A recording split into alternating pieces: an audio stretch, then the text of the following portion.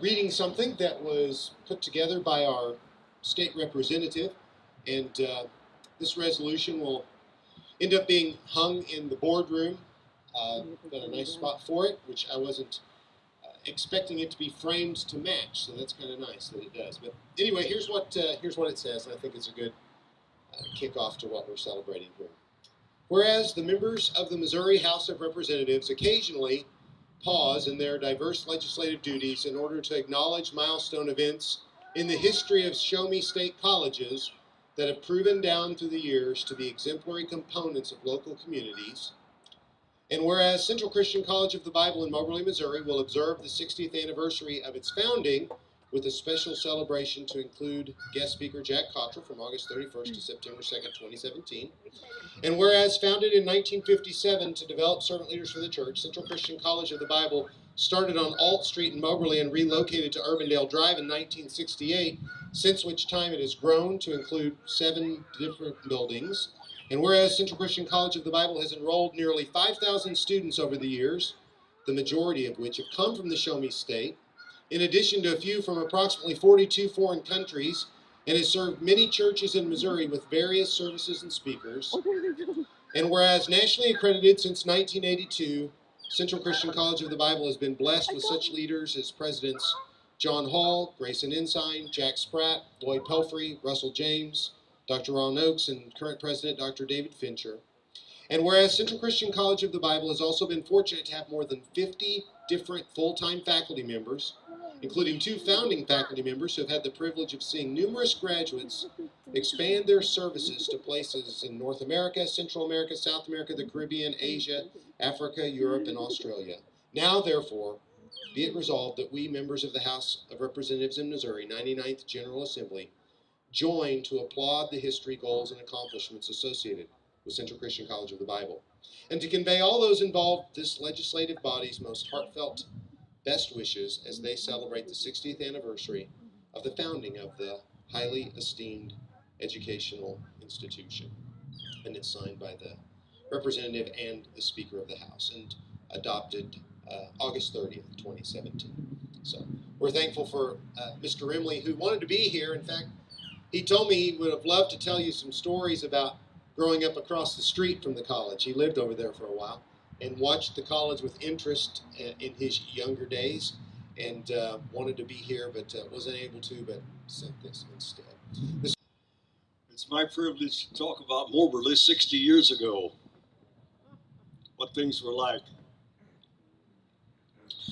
Folk in this area were hungry for the Word of God. Couldn't get preachers. There were little country churches that maybe had preaching once a month. 4th Friday night would be preaching. And the folk thought, if we don't have a Bible college in this area, the churches aren't going to make it. So they went to work to start a college. As I thought about this, there was no Restoration Movement church in Kirksville, Macon, Columbia, Mexico. One of the goals was to have a strong Christian church in every county seat in the state of Missouri. For if we have a strong Christian church in the county seat, maybe the little country churches will make it. Anyway, John Hall over at Vandalia was invited to find a faculty. And he invited several of us to become missionaries to Missouri. There were 5 of us on that first faculty. W.C. Harris, Dan Peterson, Lloyd Pelfrey, Gareth Reese, and Frank Watson. There was one other person on the roll, that was Clifford Smith, who was the office manager.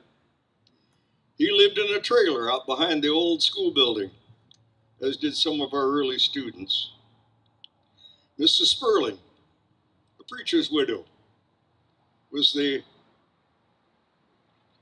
women's mentor, whatever we'll call her, mama, dorm mama for the ladies. living accommodations for us missionaries to Missouri were arranged before we ever came. I thought maybe today there'd be some old timers in the audience so they could tell me who it was that rented all the houses. One on North Morley Street that Mr. Pelfer lived in. One over at 419 Cleveland they got for us, and that didn't quite work out. An apartment upstairs out by the junior college that Frank Watson lived in. We got to meet many of the saints in this area the last couple days of August in 1957. They were still working on the old building uptown. There's a picture of it on page 4 in your booklet of what the old memorial building looked like.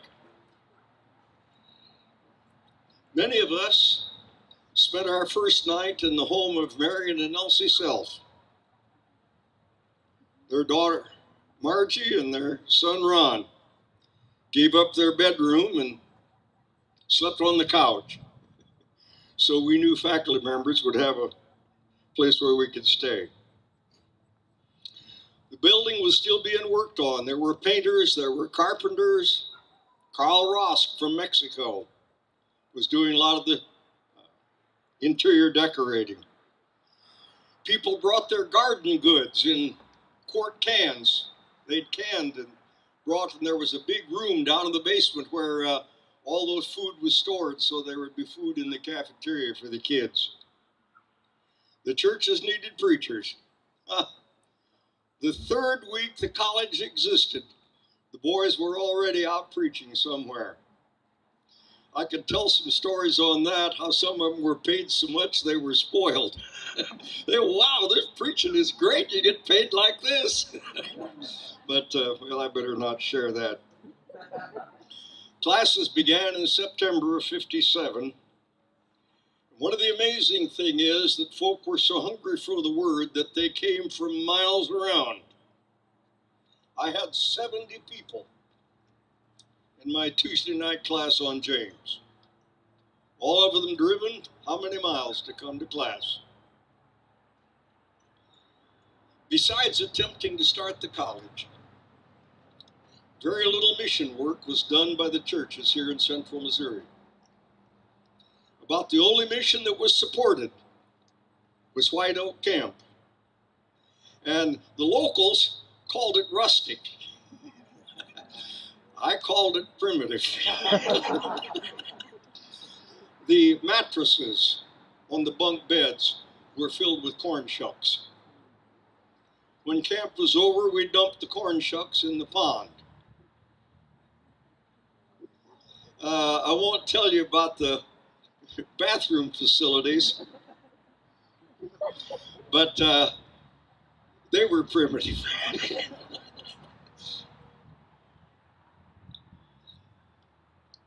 How were things in Missouri?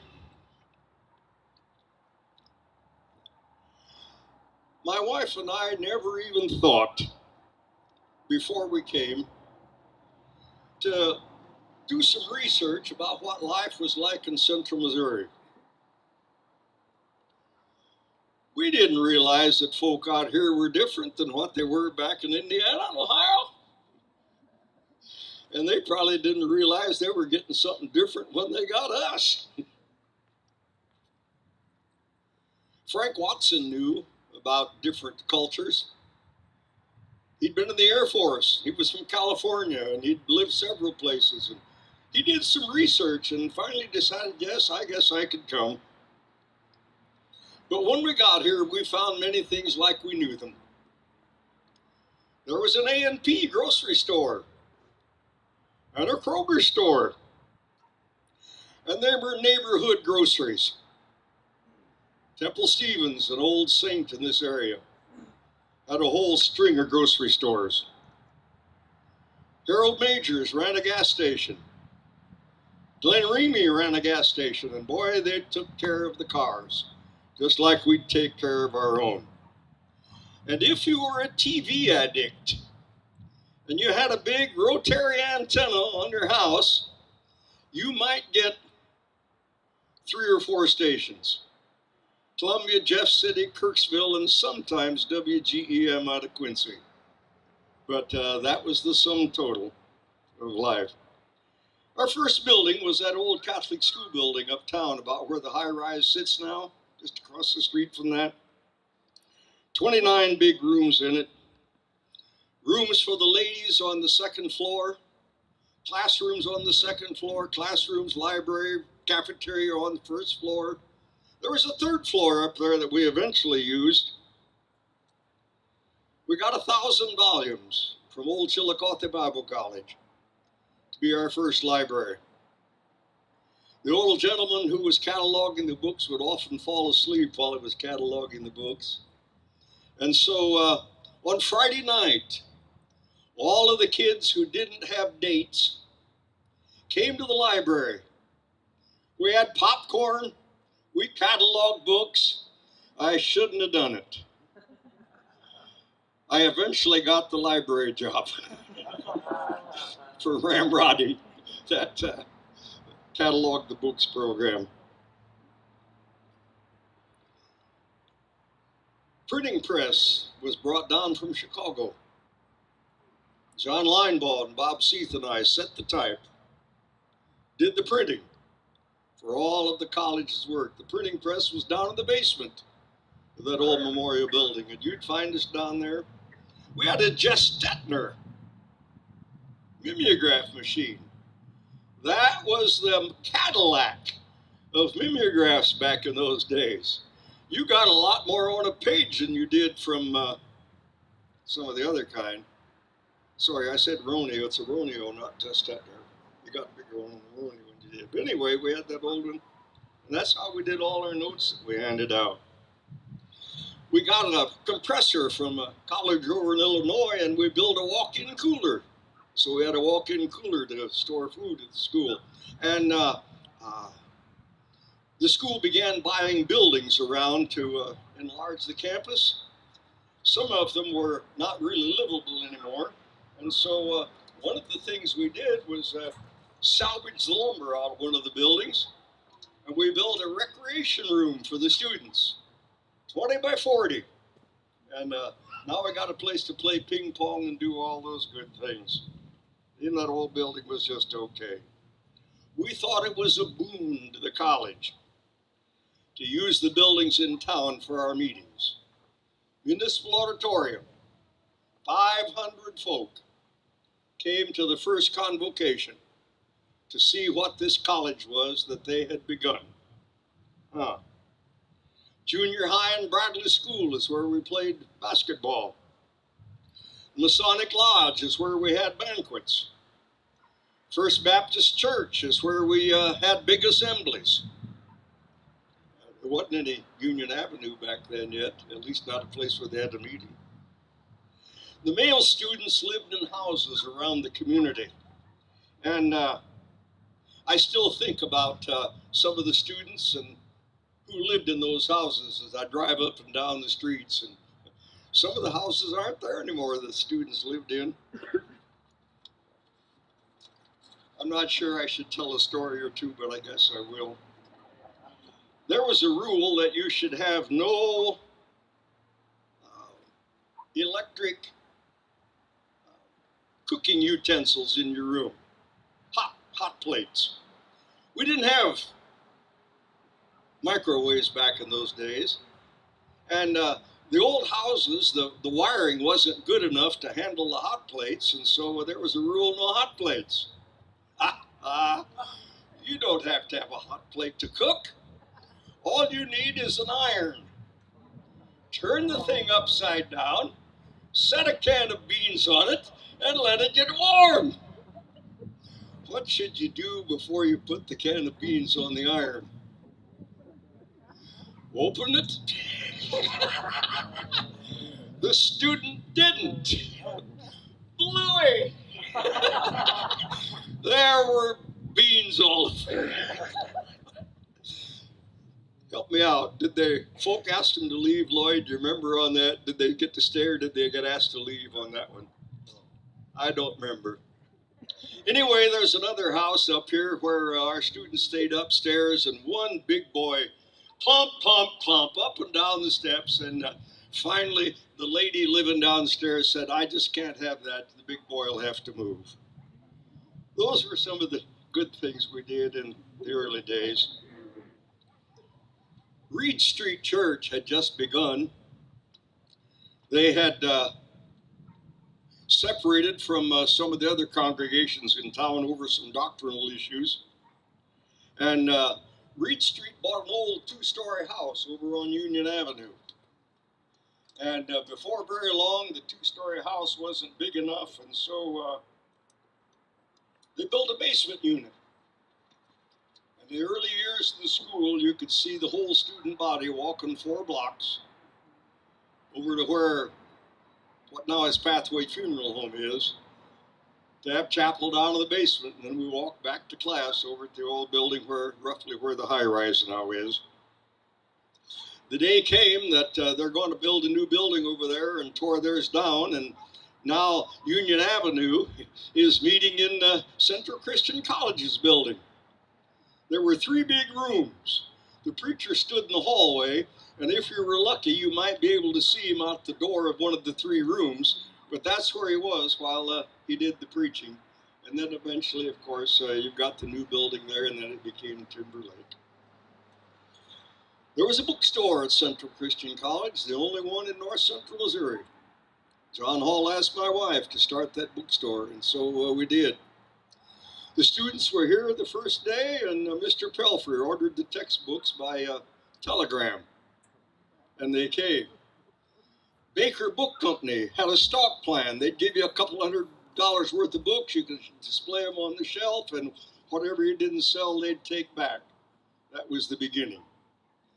When she finished 50 years later, there were 51 churches that she was sending Sunday school literature to, for it was the intent of the bookstore to serve the student body, the local community, and the area churches with literature that would help them to know the Lord. Well, today as I walk across the campus and see the buildings that have been purchased to provide and train preachers and missionaries and church leaders, I often say a prayer of thanks to God for you folk who have generously given to provide these tools for us. I pray that we've fulfilled the dreams of you folk who wanted this college. I pray we've done the job well that you've asked us to do. Thank you for supporting these missionaries to Missouri who've now been here over half a century. And as I meet some of you, my former students, on campus, in the churches, I often thank God that you and He have given me a place I can serve the Lord. Thank you for making Central Christian College possible. And one of the things about Mr. Spratt's presidency at Central here that really impressed me, because I've seen it happen at other colleges now, is the work and vision necessary to relocate. So he was the president when we came here to this part of campus, or to this part of Moberly. And I've had 9 different offices since I've been on the staff at Central, but my longest office I had for 8 years with a big window overlooking this front yard. And it's really an impressive sight any season of the year. And I have so many people in Moberly that say to me, oh, that yard is so wonderful, and your campus looks so beautiful, and you guys have such a great location there. And when I look over this yard, and here we sit this morning experiencing a beautiful fall, almost fall morning on this yard, I think to myself, I wonder if they saw that. Like, what kind of vision does it take to see, wow, this would be a great place for a college campus to be located. And so when I talked to Mr. Spratt almost 2 years ago, I just enjoyed hearing him describe his stories of those changes. And we wanted to spend some time this morning remembering him. We're blessed to have his daughter Jackie with us today, and she's going to come and talk a little bit about her memories and experience being here at Moberly with a dad who was a president of a college. And my kids might want to listen up to this. You know, they have that to enjoy and compare to as well. So we're going to call her up to talk for a little bit, and then Mr. Pelfrey is going to describe some of Jack's life and ministry from part of the words that he shared at Mr. Spratt's memorial service in the past year. So at this point, would you join me in welcoming Jackie Roberts?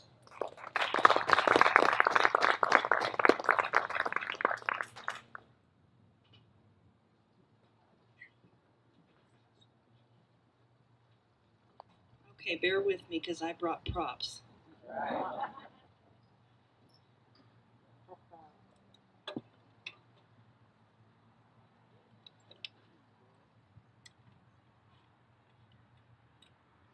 You thought I was kidding.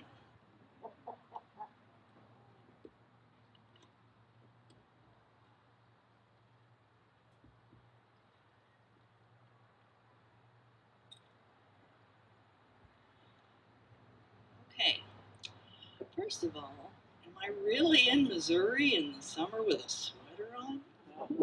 This is unreal. I can't believe it.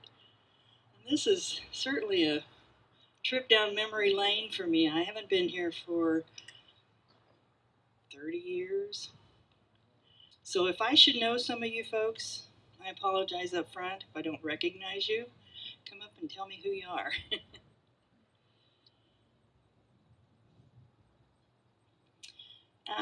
First of all, I want to, I bring greetings from my sisters. I am Jackie Spratt Roberts, and my older sister Beth Washburn, who lives in the Sacramento, California area, and my sister Carol Spees, who lives in Galion, Ohio. And I'm here just representing them. They couldn't be here, but I'm here to represent them and to honor my dad, and to just share a few memories of how Central impacted all of our lives. I asked my sisters what they remembered most about Moberly and about Central, and Beth said that she remembered most hating moving to Moberly her senior year of high school. So she had to kind of start fresh with a new college. By the way, Gareth, it is good to see you. Gosh, I haven't seen you in ages. I probably wouldn't have recognized you, but you probably wouldn't recognize me either. I think I was about this big. Beth also said that she remembered being part of a trio while she was here at Central, and she was in a trio with Sherilyn and Marilyn Forbes, if those names sound familiar to some of you. And she remembered traveling to numerous of the local churches in my dad's big red Oldsmobile, if you remember that Oldsmobile. And of course it was red. And she, of course, was grateful to Central because that's where she met and married Gary Washburn. And then they have ministered in numerous places all over the United States. And Gary graduated from Central as well. And Carol, when I asked her, she said she remembered taking classes in the old buildings, and she remembered the excitement of moving out here to the new campus and taking classes here. She also remembered when Mom and Pop Payne came to Central, partly because her good friend Diane Payne would be here to spend time with. The Paynes were family to us. They were like an aunt and uncle and cousins, so we were thrilled to have them here in Moberly. She remembers getting married in the new chapel here at the new campus, and she married Chuck Spees, and both Carol and Chuck graduated from Central. As far as I'm concerned, I was pretty young. We moved here when I started 7th grade, so I've lived in 5 or 6 different states, but when anybody asks me where I'm from, I say Moberly, Missouri, because this was home to me. I remember being so involved at Union Avenue Christian Church, and what a blessing that was to me. The youth group, the choir, and just some of the friends that I made that I'm still in contact with today. So the church meant a lot to me. I remember that the Moberly Centennial was taking place the year that we moved here, and how impressed I was that all of the church members dressed up in period clothing, and the men had full beards. They had grown full beards, and it was a pretty fascinating time. I remember that. I remember when the city decided that they were going to make Morley Street 4 lanes. Well, we lived on Morley Street, and they were going to condemn most of the houses and tear them down. And my dad, being my dad, figured out a way to save our house. And so he did most of the work himself, and we ended up moving the house back 15 feet, and we were able to still live in that house. And he did a lot of the work himself. He laid the foundation, and we were actually in the house when it moved, so that was kind of interesting. My first job was actually here at Central. I worked part-time while I was in high school, worked for Phyllis Self in the office. And a major memory for me was when my mother, Carrie Spratt, had a major stroke in January of 1972, and how the Central family and the area Christians were praying for her and praying. And I don't know if maybe you've not heard the story, but she was paralyzed on her left side, and they were taking her into surgery to, whatever they do, relieve the blood clot in her brain. And the doctor at the time asked her one last time to squeeze his hand with her left hand. And because of all those prayers, she did. She squeezed his hand. It was miraculous. And she recovered, and 4 months later, she attended my graduation at Moberly Senior High. So that was pretty awesome. And then finally, I met and married my husband, Mike Roberts, who's also a graduate of Central. And now let me say a few things about my dad. I don't even want to try to speak for him. So he very accommodatingly wrote an autobiography that I would like to share a couple of excerpts from.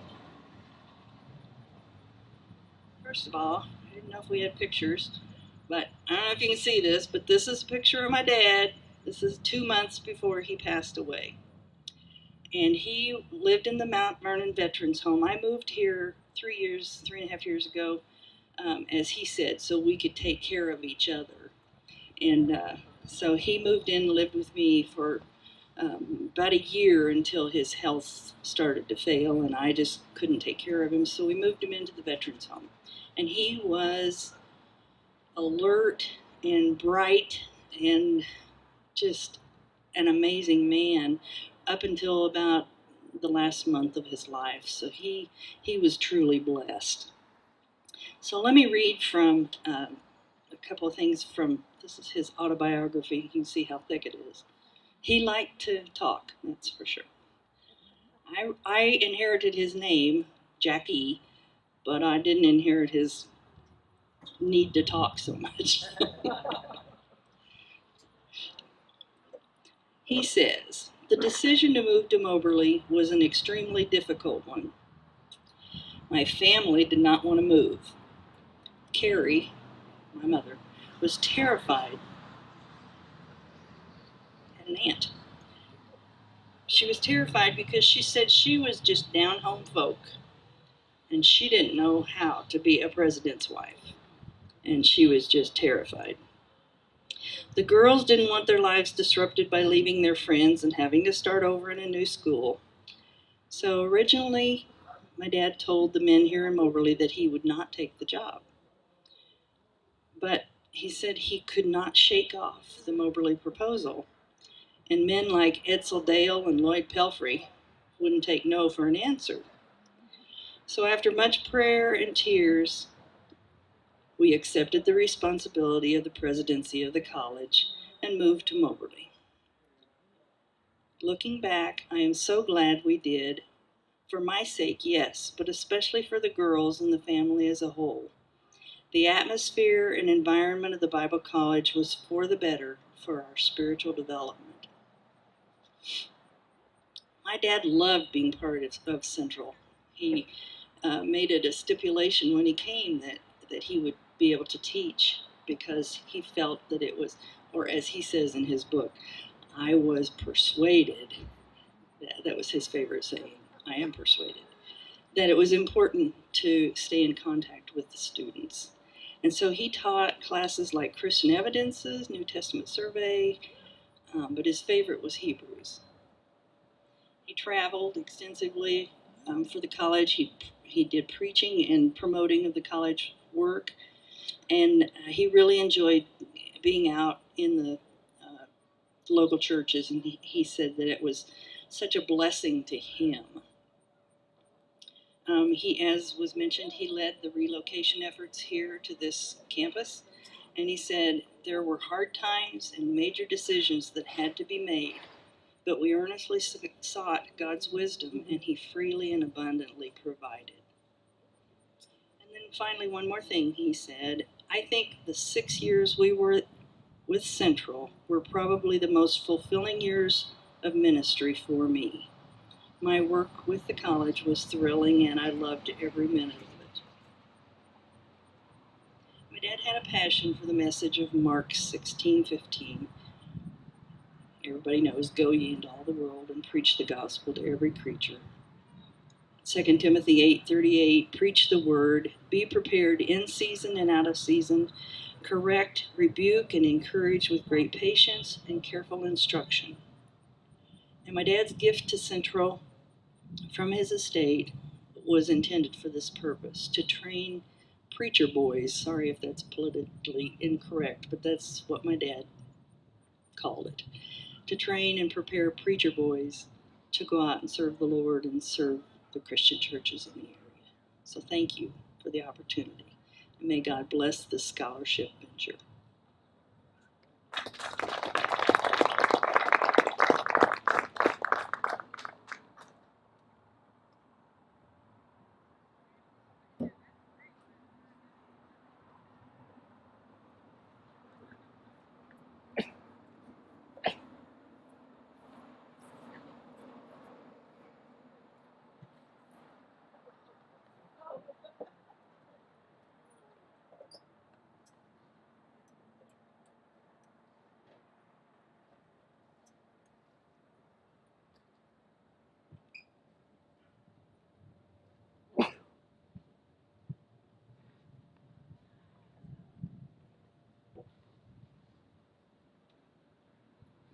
Still part of my thunder, but that's good. We both remember the same man covering the same years, and I understand that.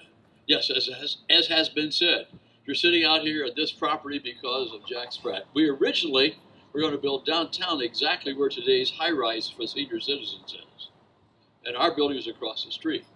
We're very thankful that the zoning commission for Moberly rejected the building plan that we proposed, because that made us look around.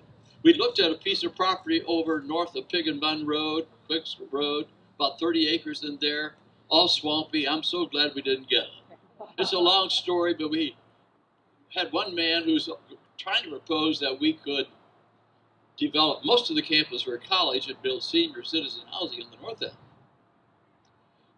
But that's another story. But we bought this property, 40 acres, of Walter Stegan. Isn't that nice? His name was Walter also.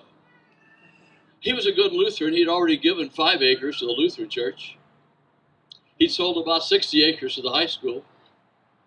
He had 40 left, and it was getting too crowded out here, so he sold us the last 40, and he moved out east. Jack Spratt was a builder. His real name was Walter, as we've already indicated. With a name like Spratt, you're going to be nicknamed Jack, aren't you? Jack Spratt, it just figures. But he was really a builder. He had his hands on every building out here for a while. Anything that was built, he was doing it.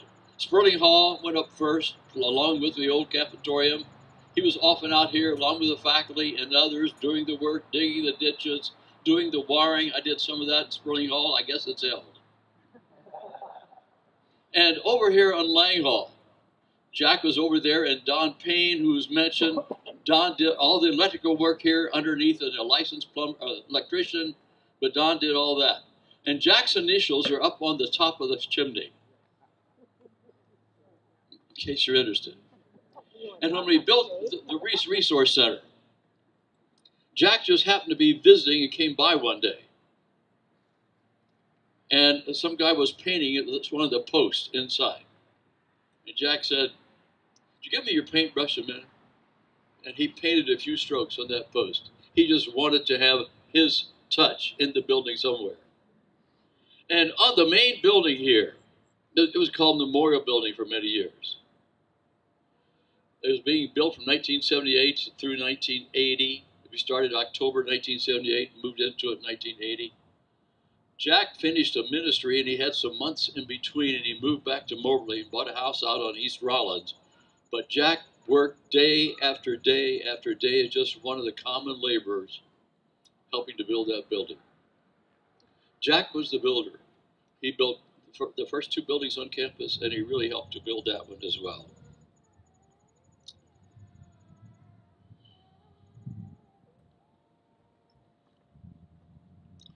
You already covered that. Jackie, yes, okay. He wrote books.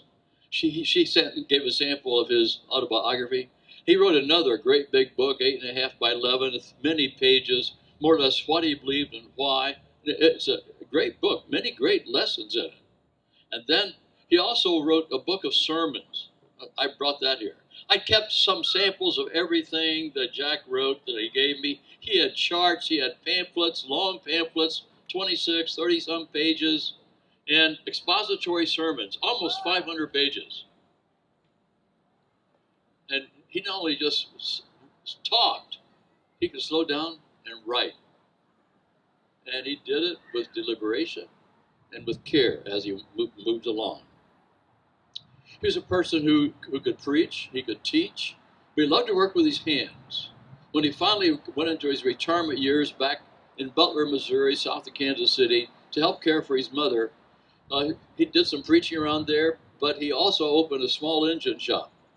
He repaired small engines, people's lawnmowers and everything. And he had a saw sharpening service. And he picked up a contract with a nearby company that needed saws sharpened professionally, and he did that too. He could do just about anything that needed to be done.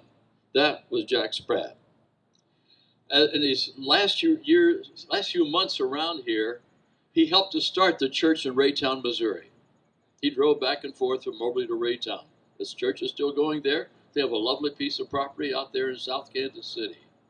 And finally, he had to resign here because the doctor told him he had to resign, he had to get away. And Jack said, "I guess I can get away for a few weeks." And the doctor said, "I don't mean a few weeks. This job is getting to you." He was having some problems, health problems, and the doctor said, "You just have to get away from the job." And he did. But Central Christian College sits where it sits. We have so many memories just looking around about Jack Spratt. I could start to get emotional about all those things again. By the way, as president, we didn't really have a dean of students in those days, and he tried to protect me. I remember one occasion, he dismissed one of the male students who need to be dismissed, and that male student has a brother named Aaron Welch. You know Aaron Welch. Well, Jack Spratt dismissed his brother. And the brother is not upset. He said, "I deserve to be dismissed." And they're all still all good friends all through the years. That was Jack Spratt. As Jackie said, his favorite color was red. Red car. Everybody knew his favorite color was red. He even had red socks. A red car. If clothes were red, everything about him was that way. And one of the good things he did while he was here was to bring Don Payne along, as Jackie indicated. And for Pop Payne lived in the old building downtown on Alt Street for a while. Then he moved. He was the first one to live over here in the apartment. And Mark Dunham has inherited more or less Pop Payne's hat and does just many other things. We have many more buildings now than we had then, but Pop is the one who helped do many of the things around here. So Jack Spratt made many contributions. But it was a good day when we sort of traded with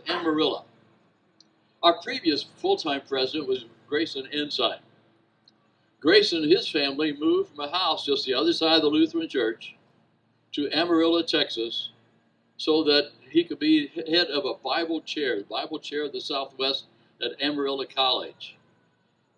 Then, a few months later, Walter Spratt moved from Amarillo, Texas to Moberly. We started trading. Ensigns had originally 3 boys. They had one other one, Thomas, born in April, just before they moved in June. So we traded 4 boys for 3 girls, and they all turned out well. So we're still thankful for Jack Spratt and his family. And thank you, Jackie, for making the trip here today. And for the things you said, you stole part of my thunder, but that's all right.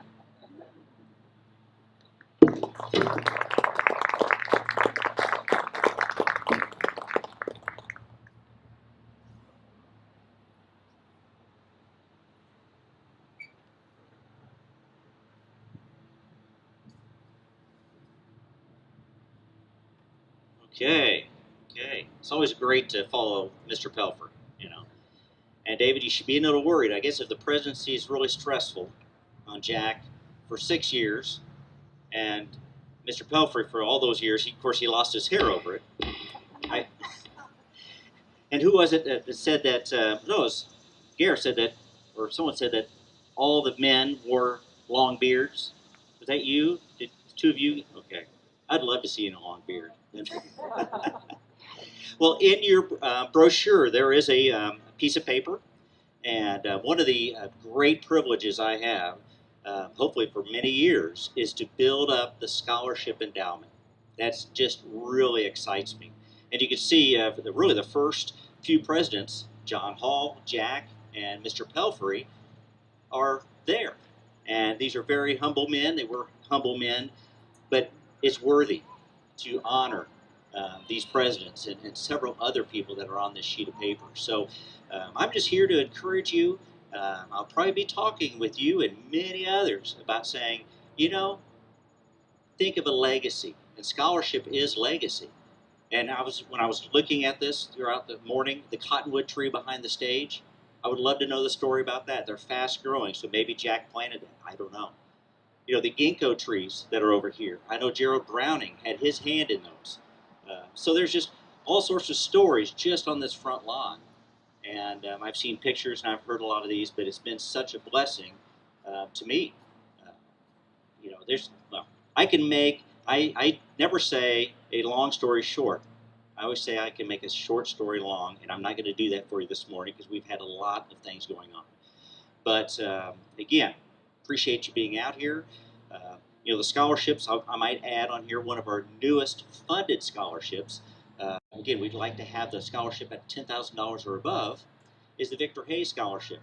And he was a student back in the 70s. And Bill, I'm going to pick on you. Bill and several other classmates of Victor Hayes helped make this thing happen. So that's exciting. And there's just so many other stories out there that I hope to honor through endowed scholarships, but just to honor the school in general. So was I supposed to pray? Or what are we doing next, David? Okay, I'm going to let the president pray, okay? Again, thanks for being here. It's great to see a lot of faces that I've seen for many, many years. So I'll quit talking. Phil will be available if you would be interested in being part of a scholarship fund or even creating a different type of scholarship to honor some field or some person or some area. That's what he specializes in for us right now, and we're really excited about it, the way he's been able to do that. These are just some samples. We have several more scholarships in this. We just put a few on there to demonstrate examples of past workers here, past students, or even past concepts that have already been funded as an example. We have 2 more things left to do before we wrap this up. First of all, I've asked Michael Curtis to come and talk about what it meant to relocate to northern Missouri and discover Central Christian College. A lot of what we've heard today has been people that came in the early days, but I think there's another side of the story that oftentimes doesn't get told, and that is the way that Central has become a magnet for people to do ministry and to be multiplying their ministry. So Michael, would you come and do that for us? And let's welcome Michael Curtis.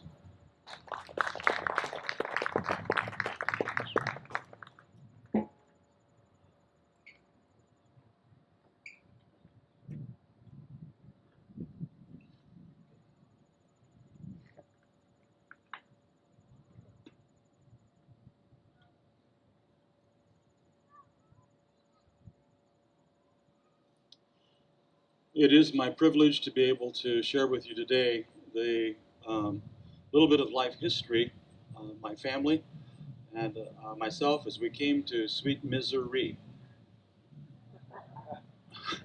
We moved from Colorado, and Colorado, of course, is the dream state. I don't know if there's anything wrong with Colorado. I know there is, but it's supposed to be beautiful, and it was beautiful. My wife Brenda and I spent a good nearly 10 years ministering there, and then we were invited to come and consider ministering in Missouri. As a matter of fact, it was in Centralia with Parkview Christian Church. And the way that we were introduced to Central Christian College of the Bible, we were going through the interview process. And as we were going through the interview process with these elders, they said, well, if you'd really like to, maybe you could take some classes at Central Christian College of the Bible in Moberly. We would be more than happy to have you do that. And I humbly said, okay, and where is that? Don't be offended. And I said, what is that? I mean, what are we talking about? And then I found out that everybody is supposed to know Central Christian College of the Bible in central northeast Missouri. And of course, why she's here.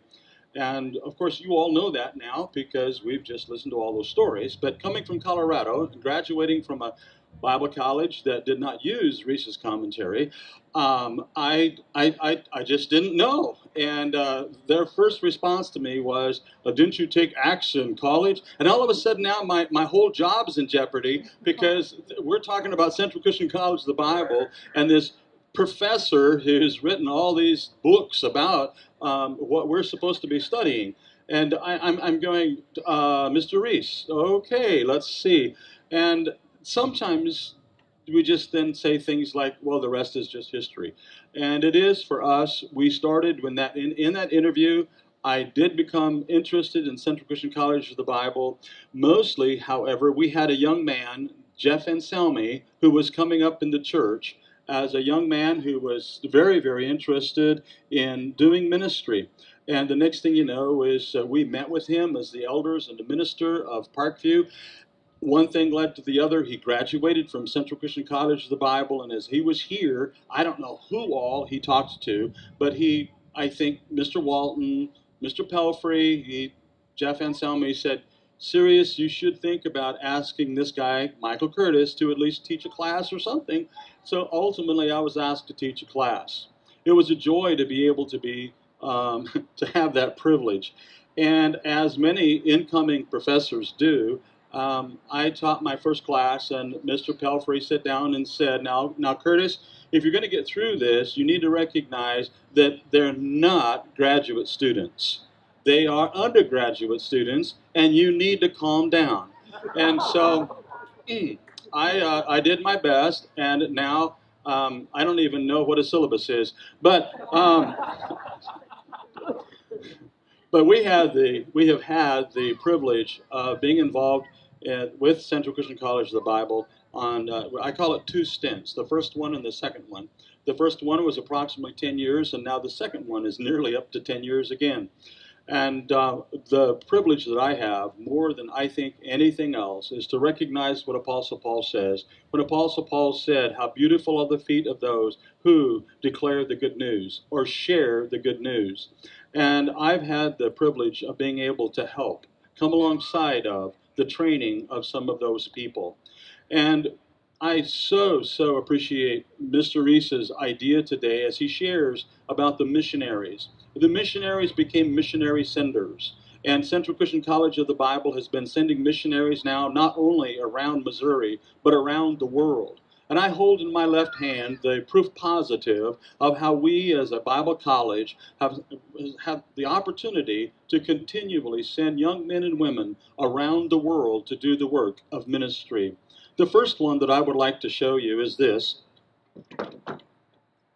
And this started because my wife and I were coming out of Czechoslovakia, and now it's Bratislava, Republic of the Czech. But we were coming out of that particular area of the world, and we said we need something to remind us of.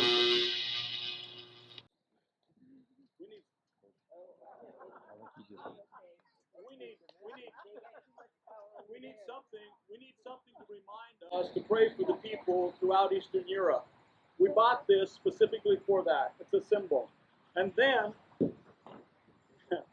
I called them my dancing bears. I lovingly and affectionately really truly mean it. But my 3 dancing bears, they were from the Milan area, and one of them was a Worstel and the other one was a Dom. And those young ladies went to Russia, to the Ukraine.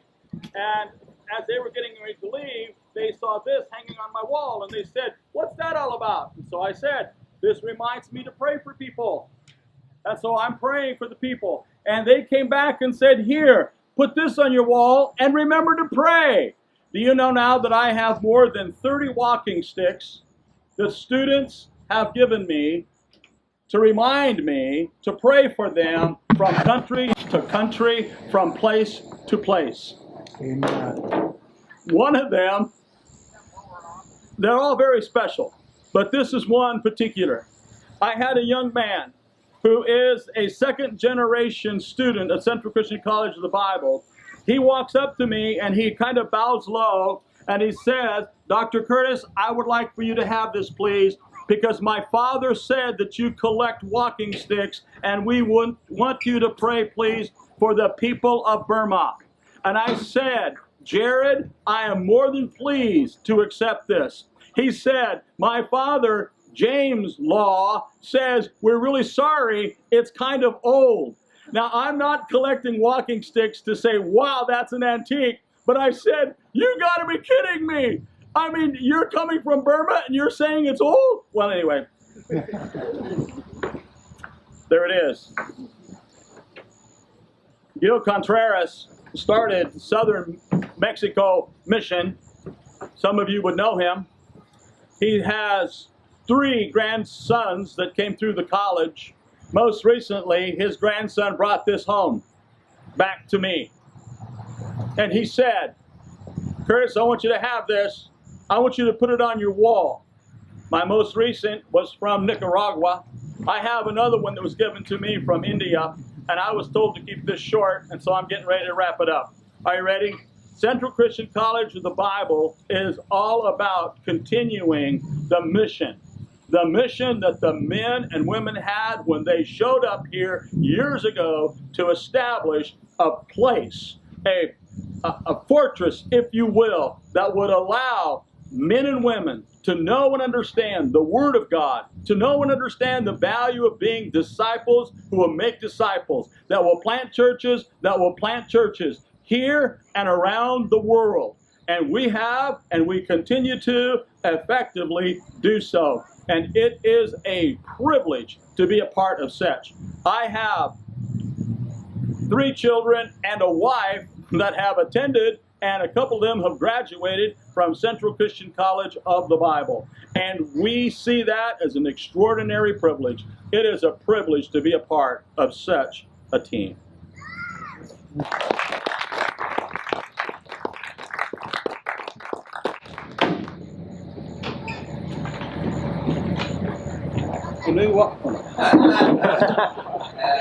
All right, we have power back. Our games are going to start in a little bit, and they started them a little too soon. So only so much power in the front yard. I guess Mr. Spratt didn't think about everything whenever he was relocating out here. I'm stepping on something too. Just a few things, and then we're going to have a closing prayer and eat and play and just celebrate together. First of all, I wanted to say that when Brian sang that song that Bill Gaither wrote, he said he was looking for a song from 1957, but couldn't find one. I looked at Bill Gaither's bio on the internet, and I don't know if you know where Bill Gaither was in 1957. Bill Gaither was at a small Bible college in Anderson, Indiana, from which he graduated. And he was learning music. Anderson Bible Training Center, it was originally called, later renamed Anderson College, then Anderson University. He had transferred there from Taylor University, where he went 1 year and decided he wanted to be in the ministry and touch people's lives. So he went to a small college like ours. In fact, I don't know if Gareth remembers this, but a few years ago we went to a Unity presentation of the Church of God, Anderson, Indiana. They had talked about that school, and we sat there together and said, wow, when they were 40 years old, they were about the same size we were when we were 40 years old. It was just that type of school that had, through the years, trained whoever wanted to come and do something special for the Lord. And I don't say that because this is about him. It's about that concept. The concept that someone at a phase in life where they're wanting to do something for the Lord could find a place to do that, could find a place to meet someone that they'd spend the rest of their life with. We were originally going to have a whole section in this thing called Central Love Stories. I was going to get stories of people that met and fell in love and got married here. I look around and I see lots of them. I'm one of them. My son Adam is both a product of one and an example of one. You know, you could tell those stories over and over. That was reminded to me recently because of the Thomases. Ron and Carol, I have an alert set up that anytime somebody mentions a Central Christian College in a news article, I get an alert to it. And there was this article in their home newspaper in Indiana, Kokomo, Indiana, that they were celebrating 50 years of marriage.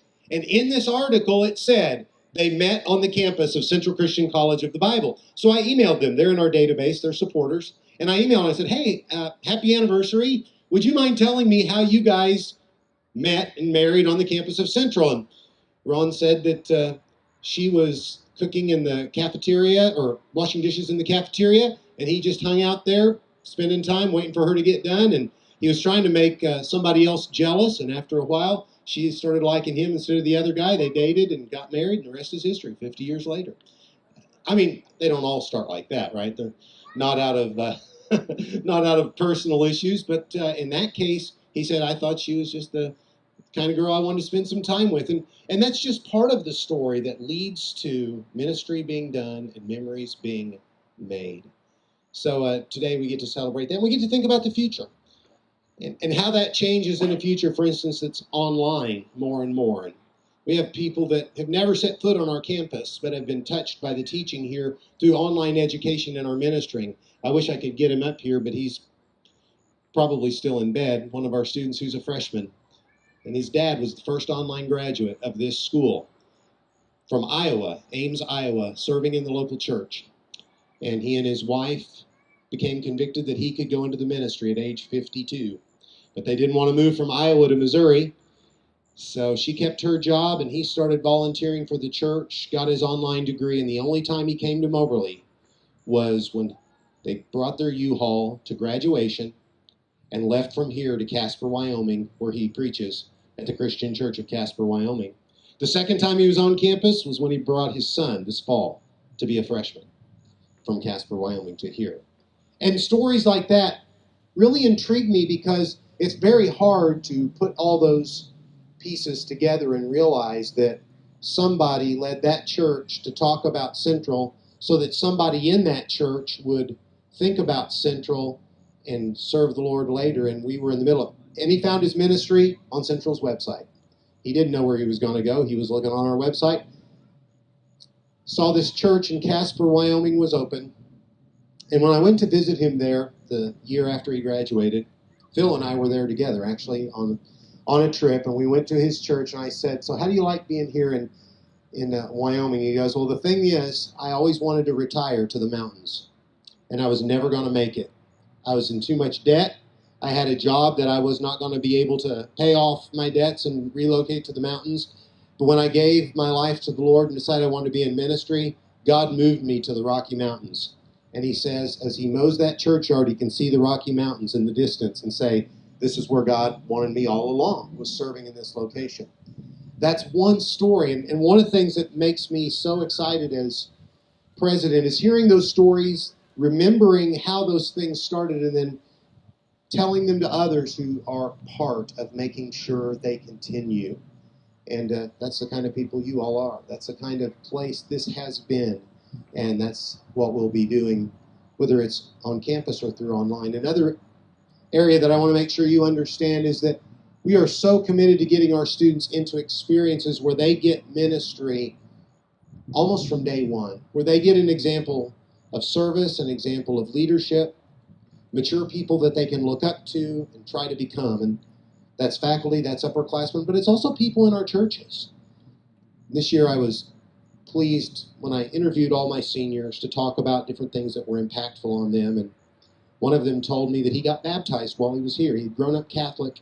He found out about this school from a friend of his in his hometown from the Christian church who was coming here. And this young man didn't know where he was going to go to college. And so he asked his friend, "Where are you going to college?" He said, "Well, I'm going to a Bible college in Missouri." And he goes, "Well, you think I could get in there?" And he said, "Well, you can try." And this young man was accepted and came. And his first year, he was baptized by a minister at the church at Crossroads, because he was going to Crossroads to do Christian service, because that's where one of the places we send people. And he's grown into such a wonderful young man, graduated last year.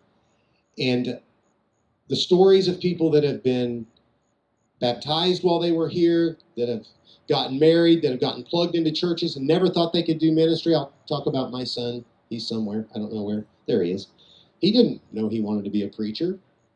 When he came here, he was playing guitar and liked technology and stuff like that. And tomorrow he'll be preaching up at Shelbyville because he took a class and learned how to preach and thought he could do that.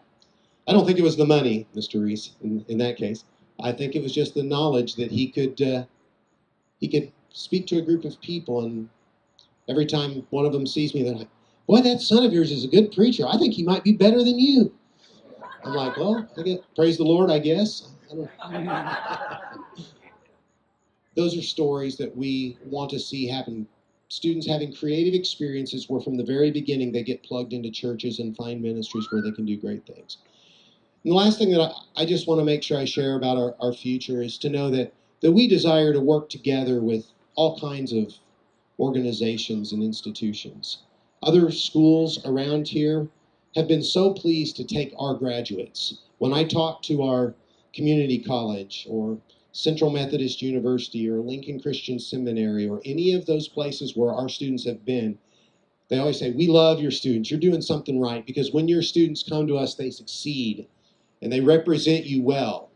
And that should increase. That should not decrease. And we're finding all kinds of ways where schools have said, "Hey, tell us how we can help your students do things that you're not able to do for them so that they can have new opportunities." And we continue to work on that. And you'll see more about that in the months to come. But all those things together point towards that original mission, that whatever the servant leader needs of the church may be, we want our students to feel like they are needed, that they are not just somebody's project, but they are actually somebody's promise, somebody's future, that if they show up and if they do what God has put on their heart and taught them to do through the Word, great things do happen, and we're so thankful that that can happen here. One of those graduates who serves the Lord in a variety of ways, but does something probably he never planned before, is Elmer Fuller. He's going to come and give our benediction. Elmer's one of our board members and came here as well, and I asked him if he would word our benediction. After we're done with the prayer, I want to just tell you a little bit about what's going to happen so you can be prepared for that. We have a food truck here with a little bit of snack food, carnival type food in it. You're welcome to enjoy that. For the kids, we've got some blow-up games, things for them to burn off some energy and sleep well tonight. We've got a heritage exhibit right inside of the Pelfrey Hall, and there are tables and chairs in there and some displays on the wall. So if you'd rather sit inside than outside, you're welcome to go right inside the lobby and turn left, and you can eat there and see the displays that we've put together. We also hope that you'll just enjoy fellowship with other people here, maybe some that you haven't seen for a while, and tell your friends about Central as well at your churches, because we want to serve them in any way we can, and we appreciate that opportunity oftentimes because of the advocacy of friends like you. So thank you very much for being here today. Elmer, would you come and word our benediction? Let's pray. Father in heaven, we give you praise for this day. It's so beautiful, so nice. We thank you for all that you provide for us each day. And Father, we thank you for this college and the impact it has had over the years for you and for your kingdom, the kingdom of your Son. Father, we thank you that in the hearts of some men and women over 60 years ago, there was a dream, there was daring, and there was belief. And because of that, there's this college. And we pray for two things. We pray that this college would continue to influence this world and to continue to prepare leaders who will go out and make a difference for Christ. And Father, we pray also that you would stir dreams and that you would stir daring and faith in the hearts of us all, that we would continue to start and build things for Jesus. It's in his name we pray.